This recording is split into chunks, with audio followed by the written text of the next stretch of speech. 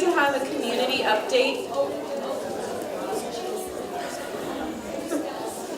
Okay, so our community updates are generally people from the producer program who are folks who live within our 51 county region who have something that they'd like to engage the community about and or engage other producers about. And this year we have a very brief community update, thank you, from Heartfelt Fiber Farm. It's a beautiful farm that is got a solar panel hot water system to even wash their wool. They have a completed carbon farm plan that they're implementing. I've been to the site and Leslie does an amazing job of building habitat. And she also has a project that has a unique element related to the life of her animals and how she'd like to galvanize others around the particular way she engages with her animals. And it's an invitation and an update at the same time. And so thank you, Leslie, for managing Heartfelt with so much heart. And thank you for doing our community update. So I'm Leslie Adkins from Heartfelt Fiber Farm, where we have climate beneficial wool from sheep who live out their lives. We're finding that there's more and more demand for such wool. I get inquiries, and I think Fibershed does too, from a small minority of the population who want wool that's both climate friendly and doesn't involve sacrificing lives. So Heartfelt Fiber Farm is that, and it came about from who I am, environmental science background, animal lover. I love wool, I love sheep, and I love life, and for me, I just don't want to be responsible for creating life and taking it away at a young age. So that's who we are, and we're inviting any other interested to join us in this endeavor, producers, consumers, artisans. So this is our flock, and Rebecca already said we have a carbon farm plan, solar, a diverse collection of beautiful animals with different fibers, different species. And they live with us from birth through death. Our old matriarch, Coco, passed away this summer. Her fleece lives on in Marie Hoff's wedding dress, shown here, along with Linda Gamble, who created it for Marie. And you can see it near my table, the Heartfelt Fiber Farm table in the church space later, if you want to. Coco also left many, many uncounted items of warm chocolate wool that will go on, live on.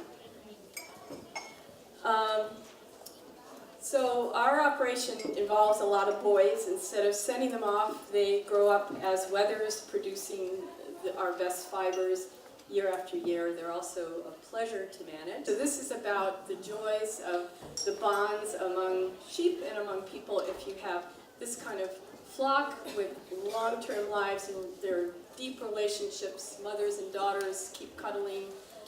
People get a lot of joy, even visitors who come get joy from the bond between sheep and people. So there's the joy of boys, the wethers. And also our little ram will live out his life. If he gets too difficult later, when we don't need him for breeding, he will be weathered and join the rest that way. So how does our model work? It's a matter of having the best fleeces, doing what you can do to make them the best and use every bit, and to price them accordingly and to tell people the story. Here's some food for thought. In this short time frame you can read it and I'll move on. It has to do with my long-term idea about where sheep fit in a more crowded world. That's probably fewer sheep, fewer emissions of greenhouse gases, and maybe sheep just for wool and eco-grazing. So in a nutshell, this is our approach. I think it probably speaks for itself. And if you're interested, drop by the Heartfelt Fiber Farm booth in the back of the church, or send an email out if you're interested in learning more about it, joining, whatever. There will be some of us over there as the afternoon goes on. Thank you very much.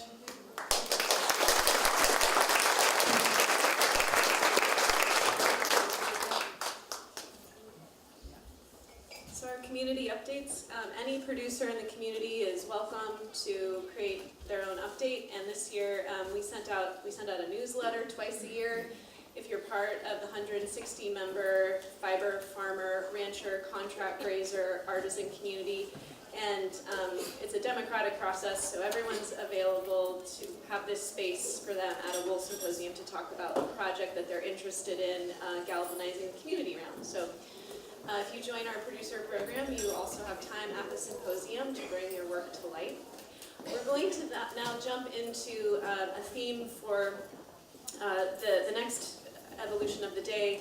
It still connects us to and tethers us to ecological systems and understanding these systems as the foundation, of course, for our existence, food, fiber, and dye sheds, and how the relationship to fire was expressed by Jared quite well, that when we have a prescriptive burn comes through, and then you end up seeing the grazing activity occurring in a way that's, for wild species, they gravitate towards these burned areas because the protein in the forage is higher. So there's this interesting relationship between the fiber system, the fiber and food system, and these fire processes. And the other form of integration that we're going to explore today is how to look at some of the specialty crops in California, the agricultural systems that have been put in place since European contact, and how we can better integrate the aspects of the animal and the perennial and the annual croplands. And in these processes of integrating a more robust and resilient form of agriculture, how can we also look at some of the way the animals move across the landscape and also be involved in fuel load reduction and or offer services to our open spaces and wildlands, but also come into the crop systems at certain times of the year. So you can see how these animals can work in multiple ways at different locations across California, what we know to be California, at different times of the year, and how it can serve these different aspects of the needs of our ecosystems. So in honor of this integration and this new development of a new calendar of events that we're looking at happening here with our working animals moving across the landscape, we produced a short film that's debuting today. And I think we are ready to share this film.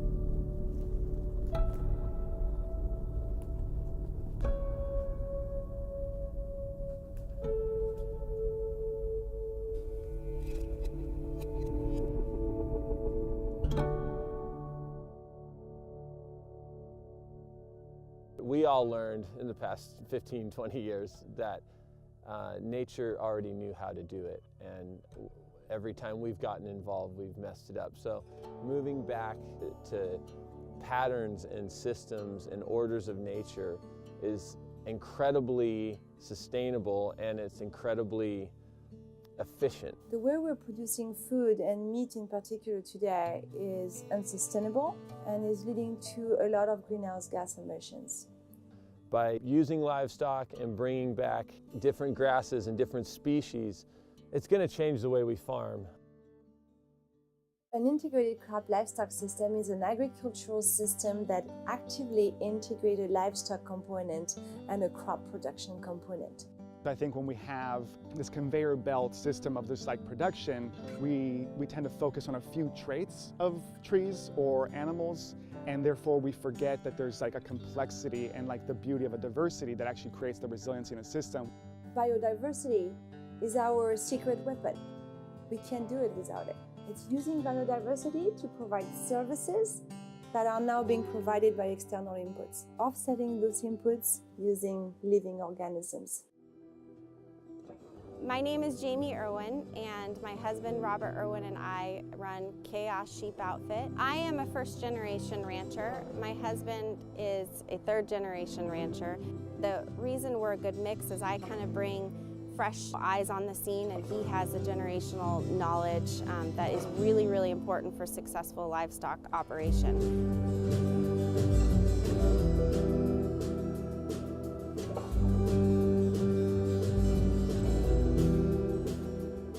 So sheep are going to be mowing through these vineyards, grazing grass. Once it's harvested, they're going to clean up all the extra fruit so that the diseases won't be there to go into the host into the following year.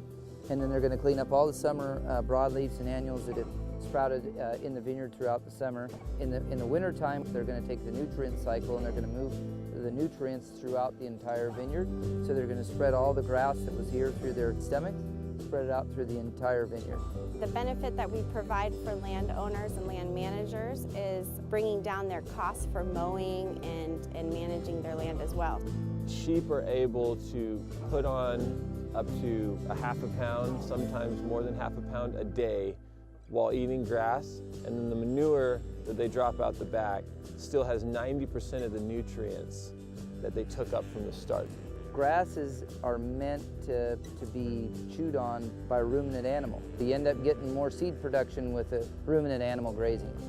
Biodynamic orchards and vineyards need to have the animal component because they take away from the pesticides and the mowing that they would otherwise have to use. We're affecting thousands of acres very quickly. One landowner can have 2,000 acres, which is a small ranch in California, and by changing just a little bit of way he thinks about how he manages that property, it affects drastically 2,000 acres. So that's carbon sequestration on 2,000 acres like that. This is a win-win for both the producer of the crop and the producer of the sheep. I think the biggest winner of everybody is the land and the animals.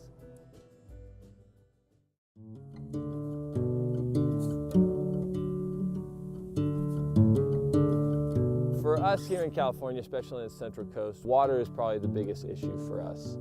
Bringing livestock into an agricultural situation holds more water. We're increasing the manure, the organic matter in the soil. That's carbon, that's holding water capacity. This summer, we had the biggest fire that ever happened in California. Having the animals graze here has made our farm much more resilient to fire. You could see a real big difference between our place and our neighbor who doesn't graze any animals in just the color of the ground. If you've got stuff where you've got a tree that's hanging down and you have tall grass underneath it, the grass acts as a ladder and then it just goes right up the tree and then you lose the tree too. So when the animals come through, they lift the understory of any low-hanging branches and really reduce the speed in which if a fire did come through, you wouldn't have that high ladder burning because that understory has been grazed.